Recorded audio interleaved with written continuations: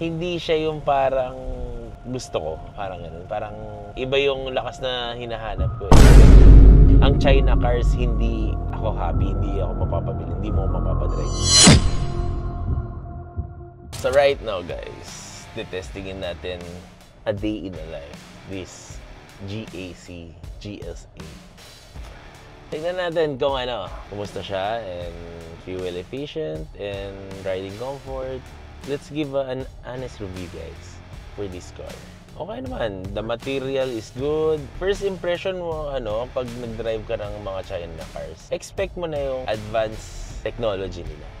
With the big screen, digital gauge. Iba, sabi ko nga, ibang-iba na ngayon yung mga kotse ngayon.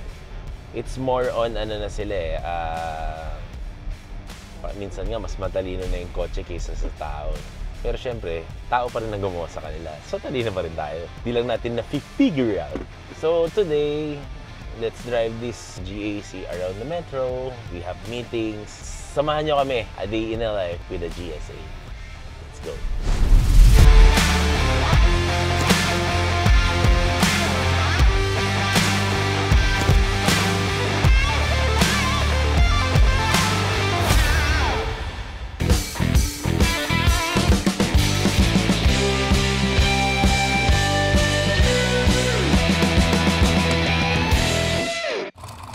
Surprisingly, ganda ng suspension guys. Okay.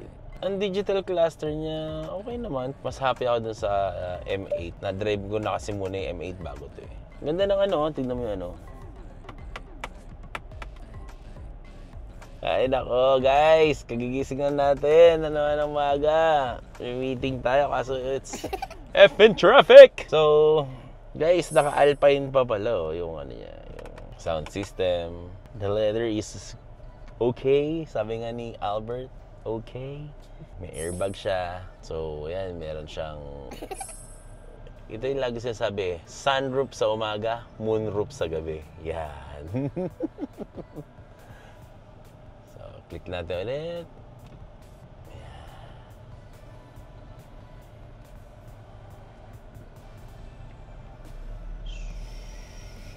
Yan.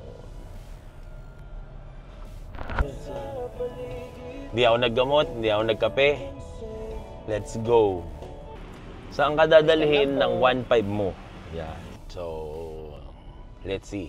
Saan ka dadalhin ng 1.5 mo with the GS8? Guys, it's a 4WD, 4-wheel drive. So, with a 360 camera. So, yan. As you can see, they have the 2D, they have the 3D. So, yung 3D, galing oh. Kahit saan, diba? Paikot. Kulang na 4D, mararamdaman mo na yung mismong camera guys. Kitang-kita mo, ito yung 4D. Kitang-kita mo, 5D na yan. So yun, meron pang naka-Bluetooth lang siya, hindi siya naka-CarPlay. So, hindi siya wireless CarPlay. Sad to say. But, ito maganda dito, meron na siyang wireless charger guys. Here, pack. Ayan, charge na yan. Ayan, charging. It's charging, guys. So yun, other than that, ganda na stitching nyo. Look. Stitching ganda.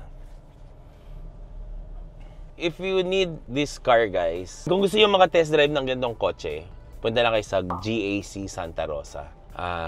Look for Sir Germain. So, Sir Germain, baka naman.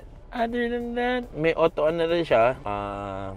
Electronic parking, auto hold. Ang daming features ng D-mode guys. Ayun, naku, gumaganon pa. Yan may mud, may sand, may snow, may sports, may comfort, may eco. Grabe guys. Siyempre, pipiliin natin for road traffic like here in Manila, city roads yan. Go lang tayo sa eco. So guys, tetestingin natin yung cruise control plus lane assist guys ng GAC. So pindutin natin yung view. Yan, view. Tapos, ito yung control. Yan. So, ayan. Tatry natin yung 60. 60 ba? 60. Yan. Taas natin konti. Gawin natin 80. Yan. Nasa 80 na tayo, guys. So, meron tayong lane assist. Tingnan natin kung accurate siya. Galing may mga sasakyan po. Grabe. So, yan. Hands-free. Yan. So, tingnan natin kung magta-turn siya. Slightly turn steering. Yan. And ano lang, i-assist mo na siya. Kaya nga lane assist guys. Kailangan mo pa rin i-assist and i-assist ka din ng kotse nito. Disclaimer! Safety first! Pero yan o, galing. Nagte-turn siya kusa. Tapos, ang galing, kung may sasakyan sa harap, kahit sinet mo siya ng 80, may nagdi-distance pa rin siya. Nagdi-distance yung kotse. So yan, pag nagpreno, pipreno din o. Kita mo, 70, going 68, yan, turning, galing o. So, iaano mo yung radius niya kung gaano kalayo. Kung 1 car away, 2 car away, 3 car away. Galing. Solid.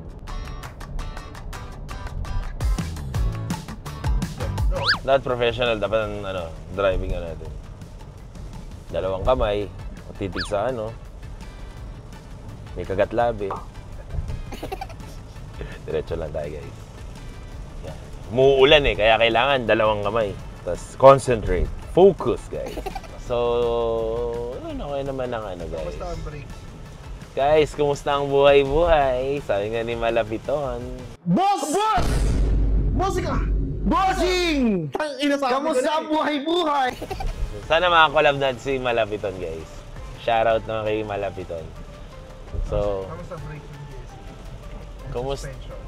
Ang suspension, no doubt, ganda. Yung brake, malakas. Narinig nyo naman yun nasa likod. Bumagsak yung mga gamit sa likod. Diba? Sometimes, guys, kailangan lang natin mag-focus, guys.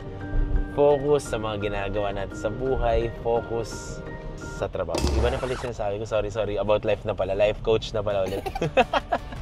Makina, it's a 2.0 turbo. Mga lumalabas ngayon, puro turbo na ngayon. Kamusta? Under power for the body. For the body, pag naka-sports mode, takas ng throttle. Ito lagi sinasabi, bakit usually ang liliit na ng makina ngayon? Diba? Parang way back in, V8, V6, mga ganito siguro, feel ko dapat mga V6 to. Ang galing pinapalit yung makina, pinapalakas yung mga, ewan ko somehow malakas yung for me. Malakas yung gas. malakas naman, okay naman, pero hindi siya yung parang gusto ko, parang ganun. Parang iba yung lakas na hinahanap ko So yun na naman, mga bagay-bagay. Kasi laki lang siya ng CRV. Kung i-rate ko to siguro, 7. Kasi walang CarPlay, walang wireless CarPlay. Yun lang kasi yung for me, yung USB Type-C. Yan, wala lang yun.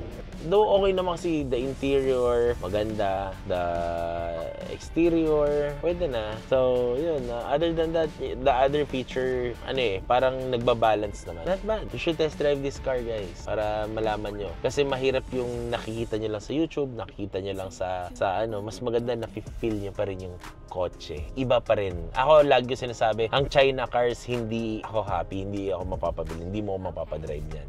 Pero nung pinahiram sa akin na drive ko, parang somehow, nag-iba yung perspective mo sa China brand. So yun, maganda na rin. We can recommend this for a daily use. Pwede rin pang family kasi medyo maluwag naman ang likod. Ayan. Okay naman to. All goods, bro. All goods. So, katapos na ng meeting natin, guys. Natapos na natin ng meeting kay Boss J. So, we're heading to... Pagpit muna tayo. Sada na tayong Ermitanyo. So, mamaya, transformation. Let's go. Dibay lang. Madali lang siya i-park. Yun ang gusto ko sa kanya. Kasi maliit. It's not as big as... I think parang same lang siya ng Prado na bago. Prado. So... Yan, okay naman. Kamusta ba naman pag dinadrive mo siya sa city? Madali ba siyang manual? Madali. Madali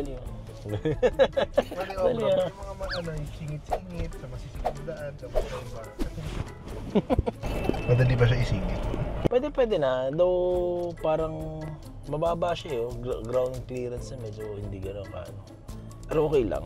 Mas mataas ang Fortuner. Kailangan muna natin magpaahit. Tapos na yung first meeting done for Kyocera, guys. So we're heading to, ahit na tayo. And Pamper Day. So, let's go.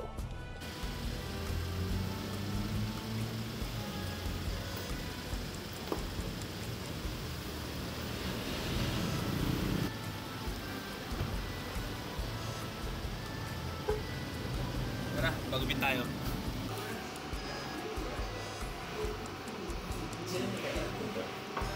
Venezuela.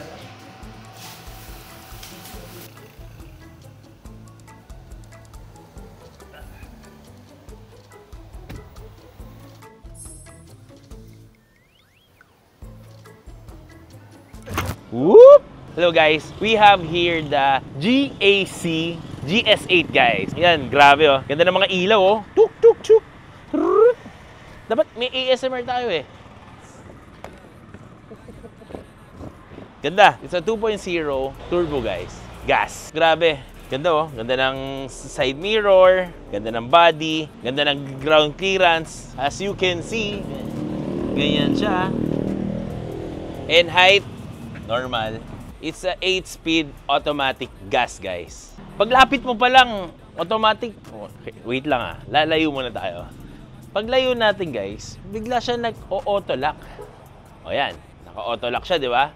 Hands-free guys ha. Automatic siya detect niya na yung na-detect niya yung So, sorry. Yan, na-detect niya na yung So, grabe oh, sobrang luwang. Sorry, medyo madumi lang.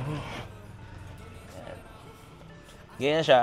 Ganda naman interior. Ito yung mga Alpine niya, speakers. So, let's see sa likod kung gaano siya kaluwag.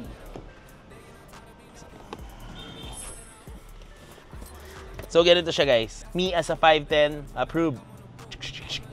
Tara, tayo sa likod. Ganda ng taillight niya, patayo. Okay, sabi nila okay. Automatic na rin siya guys. Yeah, automatic. Yep, maluwag. Ayan. O, diba? Sa sobrang luwag niya. Pwede tayo dito, kasya tayo dito. Approve. Final verdict for this car, 7 out of 10. Katulad na sabi ko nakaraan. Kung gusto niyo mag-test drive guys, ito lagi sinasabi. Kailangan niyo mag-test drive para maramdaman niyo yung kotse. Kumpara sa inyo talaga. Kasi at the end of the day, may kanya-kanya tayong taste. Kumbaga sa pagkain, hindi tayo pare-pares ng panlasa. You should try and visit GAC Santa Rosa guys. This will end our vlog and follow Mark Mercado on the socials. Instagram, TikTok, YouTube, and Facebook. So see you on the next vlog. Let's go!